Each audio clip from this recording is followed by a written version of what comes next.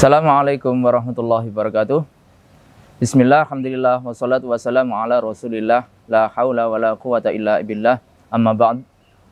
Qala Allah ta'ala fi kitabihil karim, wa huwa asdaqul qailin. A'udzu billahi minasyaitonir rajim. Bismillahirrahmanirrahim. Ya ayyuhalladzina amanu kutiba alaikumus syiyamu kama kutiba alal ladzina min qablikum la'allakum tattaqun. Shadaqallahul azim wa shadaqa rasul karim.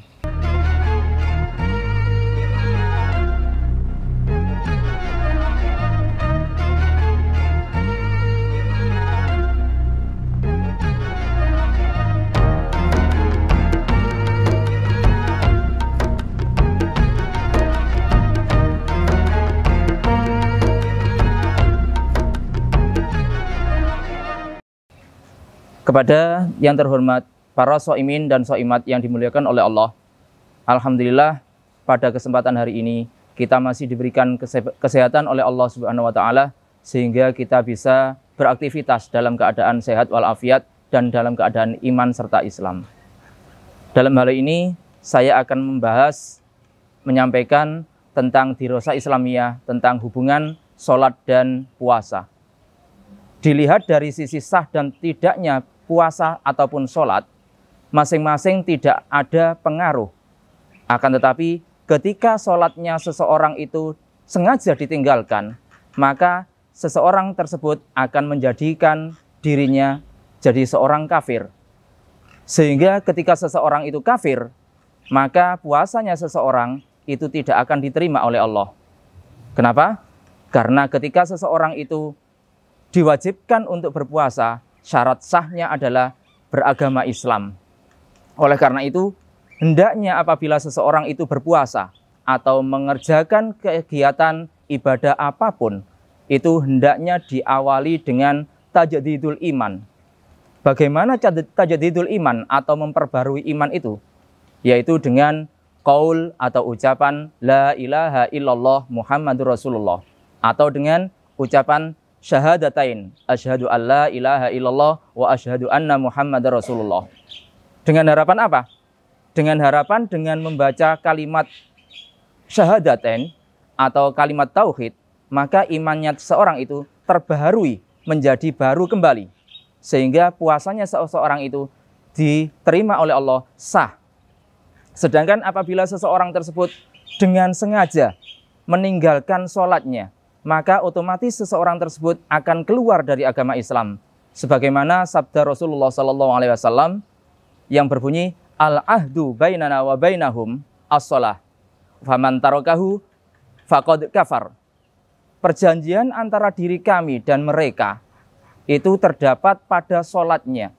Barang siapa yang meninggalkan sholat, maka otomatis dia kafir. Dengan kafirnya seseorang tersebut, maka otomatis dia keluar dari Islam. Sehingga ketika orang kafir yang menjalankan puasa, maka puasanya tidak sah atau tidak diterima oleh Allah. Oleh karena itu, jangan sampai seseorang itu melakukan puasa akan tetapi tidak sholat.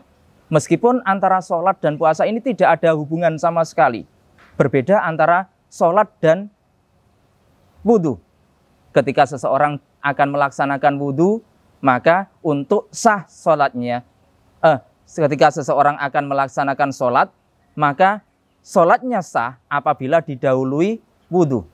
Sedangkan apabila tidak didahului wudhu, maka sholatnya seseorang tersebut tidak sah. Jadi antara puasa dan sholat itu sebenarnya tidak ada hubungan. Adanya hubungan karena apabila seseorang itu meninggalkan sholatnya dengan sengaja, apabila meremehkan, menganggap sholat itu tidak sah, menganggap sholat itu tidak perlu, tidak penting. Seperti yang dikatakan oleh seseorang, buat apa mengaji? Ketika dia mengatakan seperti ini, maka otomatis dia meremehkan agama Islam, dia meremehkan kewajiban. Secara otomatis ketika seseorang itu meremehkan kewajiban, maka dia keluar dari agama Islam. Maka dia keluar, rusak akidahnya. Sehingga untuk masuk kembali kepada agama Islam, dia harus memperbaharui akidahnya, yaitu dengan mengucapkan kalimat tauhid, dengan mengucapkan dua kalimat syahadatain. yaitu dengan mengucapkan asyhadu alla ilaha illallah wa asyhadu anna muhammadar rasulullah. Ketika seseorang itu sudah membaca 2 kalimat syahadat, maka otomatis keislamannya, keimanannya itu akan terbaharui. Sehingga ketika kita melaksanakan wudhu, akan wudhu, itu hendaknya diperbaharui Islam kita. Diawali, didahului dengan mengucap 2 kalimat syahadat. Kenapa? Khawatir ketika kita wudhu, itu wudhu kita tidak sah. Kenapa tidak sah? Karena iman kita rusak. Gara-gara apa? Gara-gara meremehkan kewajiban Allah. Gara-gara meremehkan apa yang diwajibkan oleh Allah. Sehingga iman kita rusak.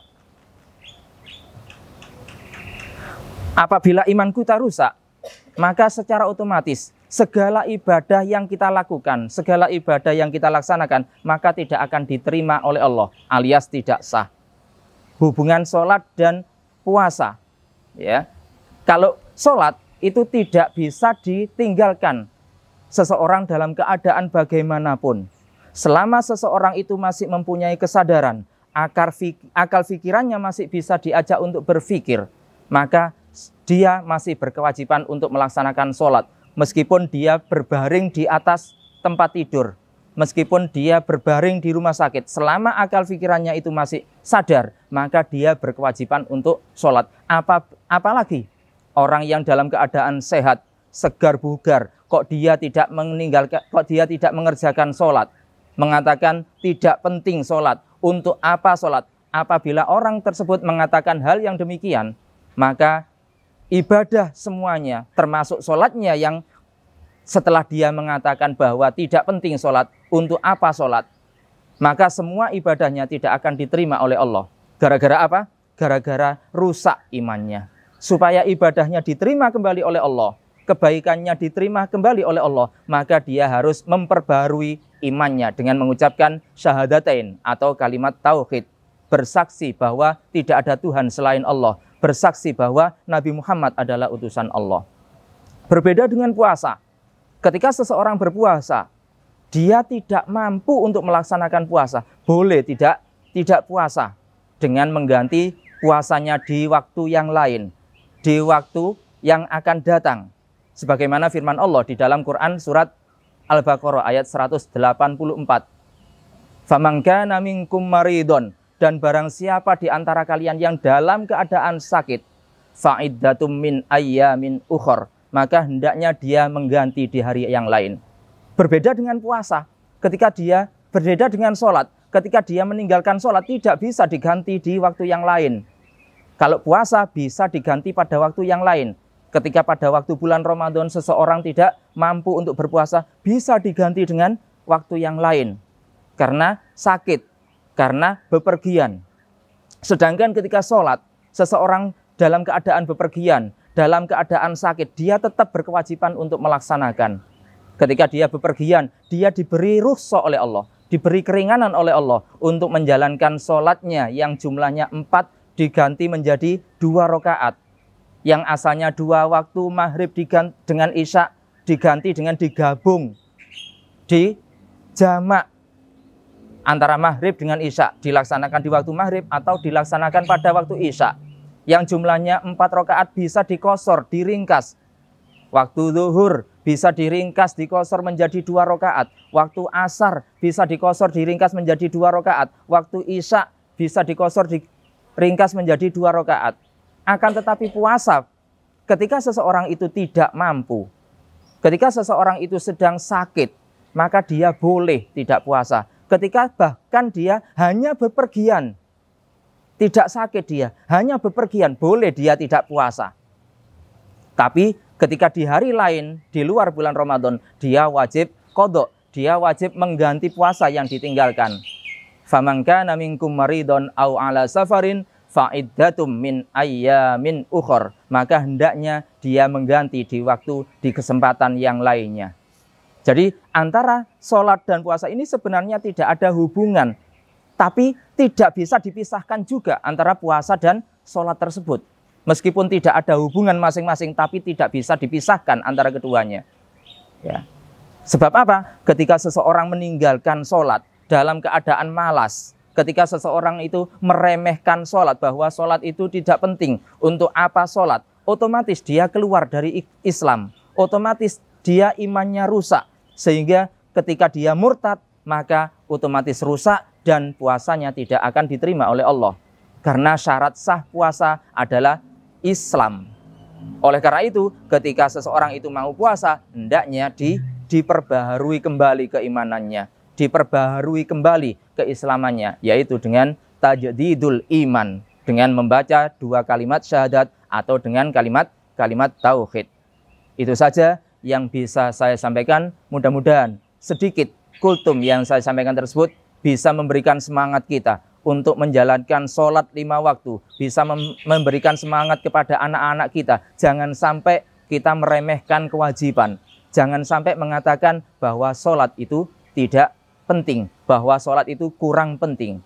Itu saja, semoga ada manfaatnya bagi semua yang mendengarkan, bagi semua yang mengikuti hal ini. Akhirul kalam, billahi taufik wal hidayah. Wassalamualaikum warahmatullahi wabarakatuh.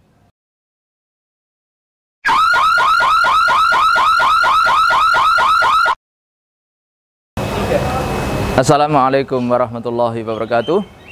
Dari materi kultum yang saya sampaikan, ada sebuah pertanyaan yang harus dijawab oleh anak-anakku kelas 7 ataupun 8 ataupun kelas 9. Pertanyaannya cuma satu, yaitu bagaimana hubungan antara sholat dan puasa. Sekali lagi, bagaimana hubungan antara sholat dan puasa. Itu saja yang harus dijawab dengan benar, dan siapa yang bisa menjawab dengan benar nanti akan mendapatkan door prize dari SMP Al Islam Krian. Akhirul kalam, assalamualaikum warahmatullahi wabarakatuh.